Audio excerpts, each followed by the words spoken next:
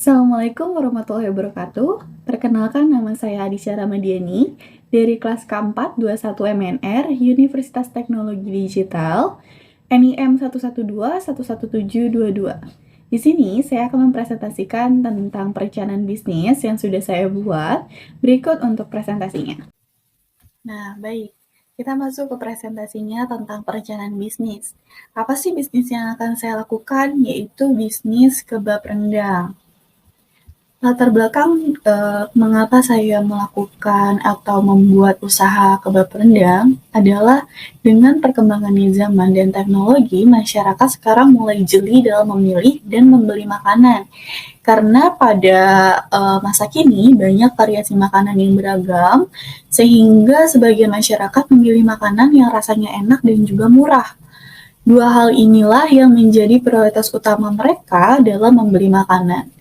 Untuk itu, kami atau saya bermaksud untuk membuat makanan yang rasanya enak dengan harga yang cukup murah dan aman dikonsumsi untuk masyarakat dan tidak menggunakan bahan kimia berbahaya serta memiliki kandungan gizi yang cukup. Nah, maka sangat potensial bila kami mengembangkan usaha kebab ini karena sebagian dari masyarakat sangat menyukai kebab yang rasanya enak dan nikmat. Kebab ini memiliki rasa yang gurih karena berisikan rendang. Selain itu, kebab rendang ini juga dapat dinikmati oleh semua umur. Jadi siapapun juga bisa mengkonsumsi kebab rendang ini, baik orang tua maupun muda. Kebab rendang ini juga dapat dinikmati dalam kondisi apapun, baik di malam hari maupun di pagi hari. Nah, visi saya dalam menjalankan usaha ini adalah menciptakan makanan yang enak serta memiliki kandungan gizi yang cukup tanpa bahan pengawet yang mampu dibeli semua kalangan. Apa sih misi-misi atau tugas-tugas saya dalam menjalankan visi ini? Adalah dengan melakukan inovasi produk. Yang kedua adalah menjaga kualitas produk. Yang ketiga adalah selalu membuat kesan baik kepada setiap pelanggan. Nah, lanjut ke konsep dan desain produk yang akan saya lakukan. Konsepnya adalah nama produk dari bisnis yang kami dirikan yaitu Keren, merupakan singkatan dari kebab rendang. Usaha ini bergerak di bidang kuliner dalam pengolahan dan pemasaran kebab rendang. Konsep bisnis ini menjual kebab rendang yang merupakan perpaduan makanan tradisional dan juga Timur Tengah dengan memadukan rendang sebagai isian. Rasa dari produk ini akan menarik cita rasa tradisional, kaya akan bumbu, gurih, dan juga enak. Desain produk yang akan saya atau kami lakukan adalah dengan desain produk untuk membuatnya menjadi semenarik mungkin agar pelanggan tidak bosan dengan tampilan kebab yang itu-itu saja. Nah, tempat usaha dan pengawasan kualitas. Tempat usahanya itu rencana pendiriannya ini adalah di tempat-tempat yang strategis dan di pinggir-pinggir jalan utama seperti alun-alun dan juga tempat keramaian lainnya. Tempat-tempat lokasi tersebut yang banyak dilewati oleh masyarakat, baik masyarakat lokal maupun masyarakat non-lokal, sehingga usaha kami ini mudah dikenal oleh masyarakat. Nah, pertimbangan kami dalam memilih lokasi tersebut karena lokasinya itu sangat strategis dan juga menjadi pusat kegiatan bagi pangsa pasar yang kami tuju. Pengawasan kualitas yang kami lakukan adalah dalam mengontrol kualitas produk dari usaha kami ini adalah agar dapat dikonsumsi oleh konsumen, baik dan juga aman. Maka kami melakukan pengecekan setiap hari terhadap kualitas atau kuantitas baik dari roti-roti yang ada maupun daging sapi yang digunakan dalam isiannya. Nah, agar para konsumen selalu mendapat produk yang segar dan juga layak makan dan berkualitas. Itu adalah tujuan atau pengawasan dari kualitas yang kami lakukan. Nah, apa sih yang menjadi target pasar, pesaing, dan juga sasaran yang kami lakukan dalam menjalankan usaha kebab rendang ini? Yang pertama itu target pasarnya adalah dengan masyarakat pengguna jalan tempat kami usaha, anak-anak maupun orang dewasa, pencinta pedas ataupun tidak. Kemudian untuk pesaingnya itu karena banyaknya persaingan dalam bisnis kebab ini, jadi kreativitas kami itu dibangun nih agar masyarakat menjadi membeli produk kami dan juga loyal dengan produk kami. Nah, pesaing usaha ini ada di kebab Turki Baba Raffi, terus Vanisia Kebab, dan juga kebab buah. Nah, sasaran pesaingnya itu adalah dalam kami menjalankan usaha ini, sasaran pembeli yang kami lakukan adalah mencakup semua kalangan masyarakat, baik dari kalangan bawah, menengah, dan juga atas. Dari semua kalangan tersebut, sebagian besar mampu untuk membeli produk yang kami tawarkan. Karena yang kami berikan itu harganya cukup ekonomis, dari 7.000 sampai 12.000 saja. Nah, dalam menjalankan usaha ini, apa sih yang menjadi strategi pemasaran kami? Yang pertama itu dari mulut ke mulut. Jadi misalnya ada yang beli di kita nih, terus dia ngasih rekomendasi ke temannya, temannya kasih rekomendasi ke keluarganya, keluarganya kasih rekomendasi ke rekan-rekan kerjanya. Jadi untuk usaha kita itu lebih berkembang ke masyarakat luas. Kemudian dengan melalui media internet. Media internet itu bisa berupa media sosial seperti Instagram, terus di Gojek, atau di platform-platform media sosial lainnya supaya menarik masyarakat untuk membeli produk kita. Kemudian masuk ke perkembangan pasar. Perkembangan pasar ini dimaksud adalah dengan memperluas jangkauan-jangkauan pasar yang kami lakukan, seperti melakukan pembukaan cabang di daerah-daerah lain sehingga usaha kami itu lebih dikenal oleh banyak orang. Kemudian ada perkembangan produk. Nah, dari yang kami lakukan adalah usaha kebab rendang. Nah, bisa juga menjadi variasi seperti kami membuat burger rendang atau menciptakan bumbu-bumbu baru sehingga masyarakat tidak bosan dengan produk yang kami jual atau usaha yang kami jual. Kemudian lanjut ke analisis SWOT. Analisis yang kami lakukan dalam membuka usaha ini adalah strength-nya itu, kekuatannya itu adalah dalam segi penyajian. Nah, kebab rendang ini terlihat menggugah selera karena dalam isiannya itu adalah rendang, sehingga penyajiannya itu dapat membawa masyarakat untuk tertarik membeli produk yang kami jual. Kemudian harganya itu cukup ekonomis dari 7.000 sampai 12.000 yang dapat dibeli dari kalangan atas maupun kalangan bawah juga bisa.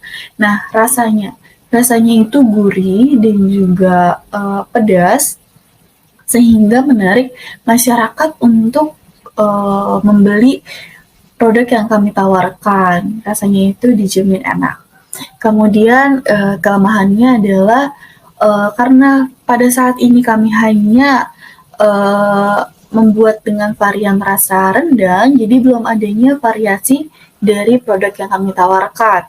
Kemudian peluangnya itu adalah kebab rendang ini dapat dijadikan cemilan atau dapat dibuat aneka ragam varian lainnya sehingga itu menjadi inovasi kami ke depannya.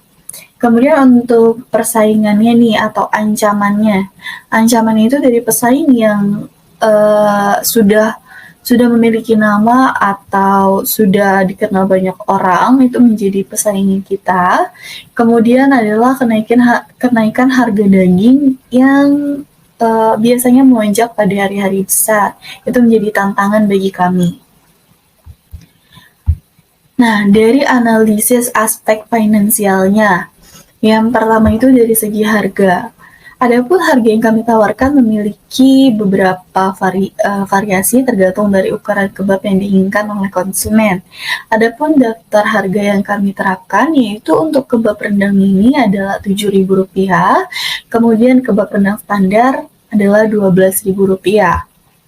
Berikut adalah analisis aspek finansial dalam bidang modal awal. Gerobak senilai 3.200.000, kompor 250.000, tabung gas 3 kilo 50.000, besi panggangan, dan juga sampai saklar lampu 15.000 dengan total biaya modal itu Rp3.727.000. Nah, analisis aspek finansial yang kami lakukan dengan perhitungan laba per bulannya itu, kami mengasumsi bahwa dalam sebulan dengan resiko hari sepi, sedang, dan juga ramai, kami mendapat atau dapat menjual 900 kebab per bulannya dengan asumsi 400 kebab standar dengan harga persatuannya 12.000 mencapai total Rp4.800.000 dan 500 kebab mini dengan harga 7.000 per unit senilai dengan Rp3.500.000, maka penjualan per bulan mencapai Rp8.300.000. Nah, kami mengasumsikan bahwa modal awal investasi dan juga biaya variabelnya, biaya tetap dan lain-lain, mencapai Rp6.125.000, sehingga mendapat laba bersih senilai Rp2.175.000 per bulan. Nah, kami menghitung break-even point atau BEP-nya itu, maka dalam 3 bulan kami akan mencapai keuntungan itu, kami akan balik modal dan juga mendapat keuntungan senilai Rp400.000 dengan rincian 3 dikali Rp2.175.000 senilai dengan Rp6.525.000 dan juga modal investasi Rp6.125.000 sehingga mendapat keuntungan Rp400.000 dan modal awalnya itu sudah tertutup dari 3 bulan kami menjalani usaha ini. Kemudian untuk penjualan atau pemasaran produk. Penjualan dilakukan setelah selesai segala aktivitas kuliah, biasanya dilakukan dari sore hingga malam, tergantung dari bahan baku yang kami punya setiap malamnya. Kami juga menerima pesanan dalam jumlah kecil, berhubung modal yang kami lakukan ada terbatas, maka kami tidak berani menerima pesanan yang lumayan banyak. Kemudian ada pembagian hasil kerja. Usaha kebab rendang ini merupakan usaha bersama yang kami rintis menggunakan modal awal dengan cara patungan, maka dari keuntungannya itu akan kami bagi rata.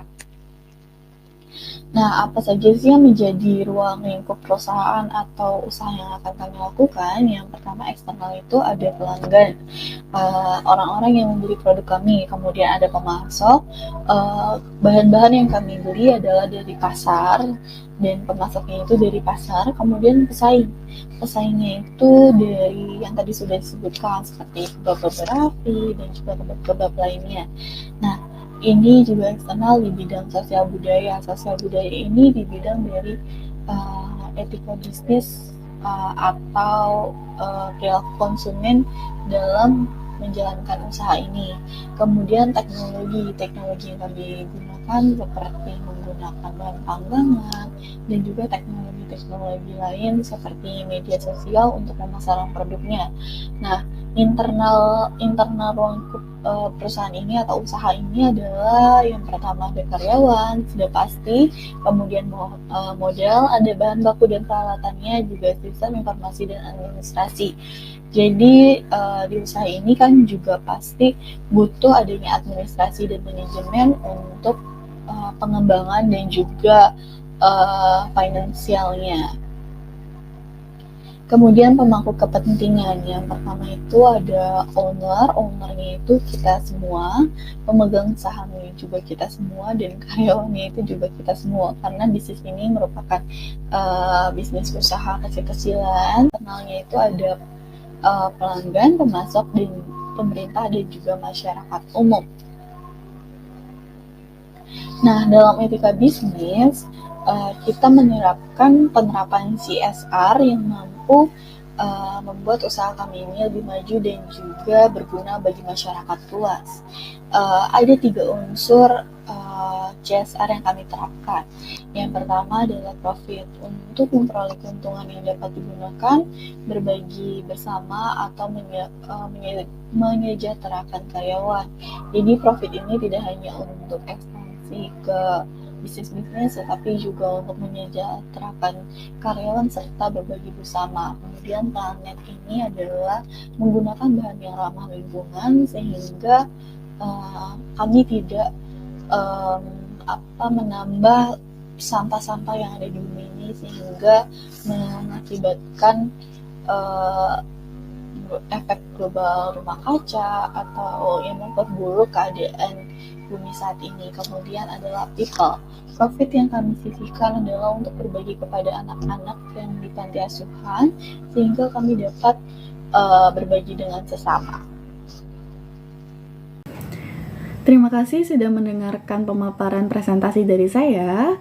Lebih dan kurangnya mohon maaf. Wabillahi taufiq wal hidayah. Wassalamualaikum warahmatullahi wabarakatuh.